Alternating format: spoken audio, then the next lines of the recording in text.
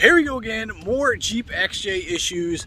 Got a whole new front end put on the Jeep. We're talking heavy duty ball joints, steering stabilizers, front brakes. What am I missing? There's more. Tie rod end links. What else? It's going to be lower control arms. I haven't put them on yet. And yeah, there's a whole bunch of crap that's been replaced on the whole front end of the Jeep. Axle seals. Oh, I forgot about the axle seals. Yes, that was done. So the whole front end is feeling phenomenal.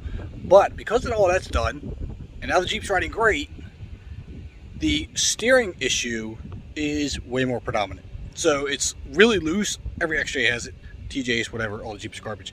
But you can tighten the steering box up enough, but especially when you have a lifted Jeep, the steering box flexes. So we're going to put a steering box brace on it. Hopefully that fixes the problem. We're going to check that out. I got one from Kevin's Off-Road. Had good reviews. I like the dual mounts, but we're going to see how that goes. But first, let's just get changed, get this done, then we'll go check that out. Oh, before I do, I want to show you one more thing. I got rid of the crappy, saggy headliner. Brand new, all done. No more holes, no more sag. It takes like 10 years off the truck. Looks so much better.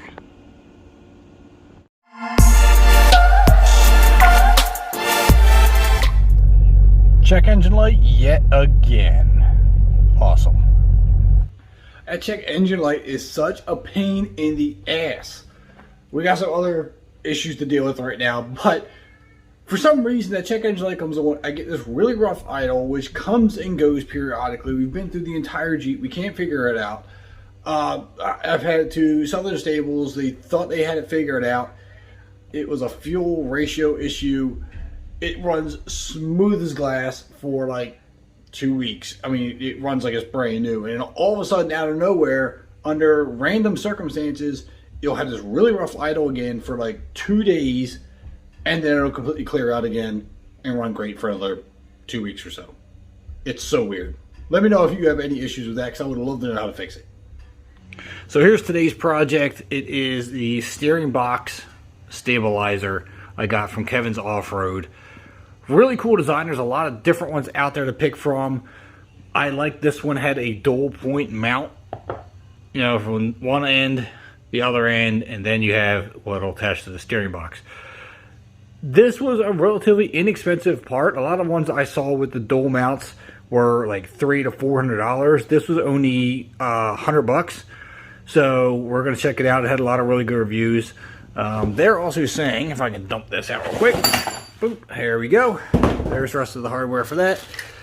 And you have to get new sway bar bushings. They offer ones from Suspension Energy or Energy Suspension. I can't remember. Which one is it? One of those two, but I'll explain that in a minute. Alright, so here's all the new suspension that recently went on the Jeep. Sorry for the ugly yellow lighting. I need to get a good LED light. But as you can see, with the red there, I got heavy duty ball joints I put in. We have a new tie rod bar, end links, whole new steering stabilizer kit essentially. So that's bigger, heavy duty. Also put new rubber sway bar bushings in, which are going to be coming out now because I have the new ones, and I'll explain that one in a minute. We have the new stabilizer shock, and we even have a new adjustable track bar. Also to go with that, we have new axle seals. So everything has been replaced. Oh, not to mention new front brakes. Had to put new front brakes on, the pads are crap. So quite a bit of new front end stuff here.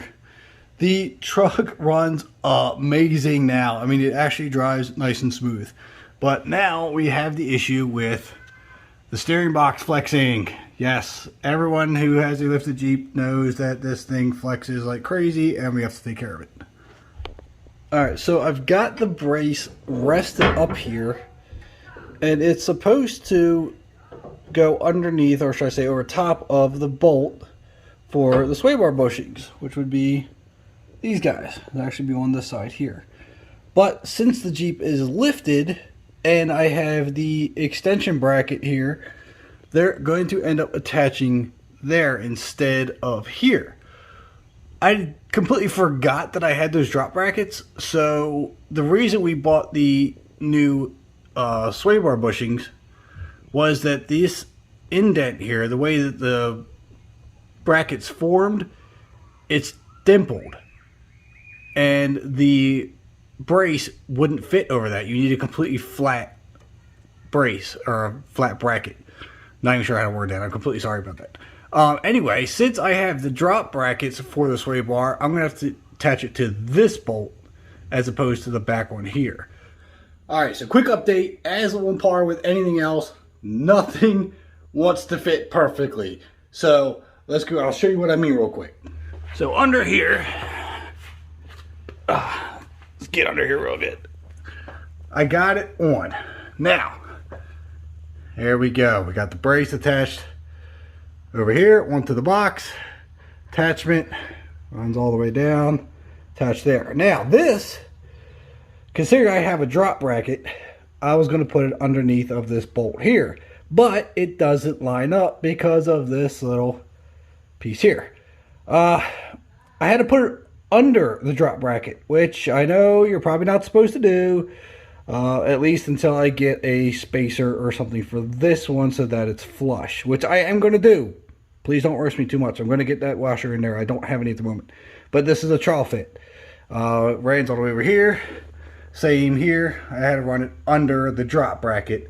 It's the only way that it would fit. But now it's on. So we're going to put the sway bar back on. I took the sway bar off to access those bolts there. Put that back on, and then we're going to test this out and see if everything turns, the steering system turns properly, and then button it all up.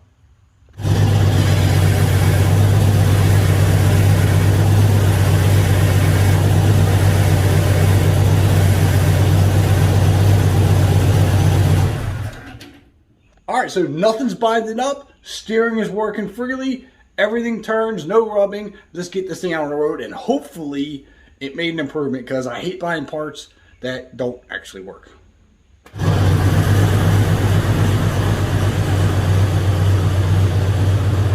Alright, first initial test drive getting out of the neighborhood. Feels a lot better, a lot more stable. Steering is tighter, but the big issue is going to be the higher speed sweepers and highway drive. I have to wait for that one. Railroad track test. Wow, that's actually really good. It's actually quite surprising how much of a difference that made. Alright, sweeper test. Yeah. Okay, I'm convinced. You have an XJ, buy a steering box brace.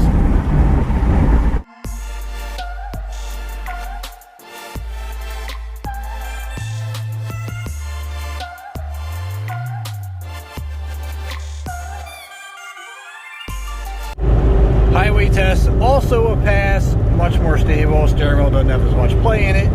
Yes, the check engine light's still on, but everything is awesome. I mean, I would highly recommend getting a steering box brace if you have a lifted Jeep. You'd be quite surprised how much flex is actually in that steering box. Alright. Well, made a 20-minute or so trip here. Wife and I got a little date night here at a Mexican place that recently opened up by us. Down the highway, over some bumps, construction sites, bridges, the whole 9 yards. Did phenomenal. I was actually quite surprised on how big a difference that actually made. And yes, the check engine light is still on, but the idle got completely smooth again. Go figure. 2 days later, right on par, totally smoothed out. Everything's fine. So probably by tomorrow, the check engine light will be gone and everything will be perfect. But yeah, definitely a huge difference. Highly recommend it. Kevin's Off-Road steering box brace. Go get one. It's pretty cheap. But for right now, have a date with a margarita.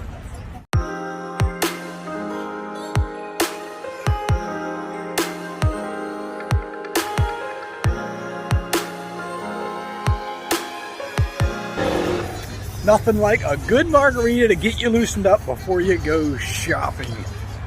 Usually when you do that, you buy everything in the store. But anyway, that's where I'm going to end this vlog. Hopefully it was helpful or entertaining. Maybe a little bit of both. Don't forget to hit the subscribe button on the way out. And I'll catch you in the next upload.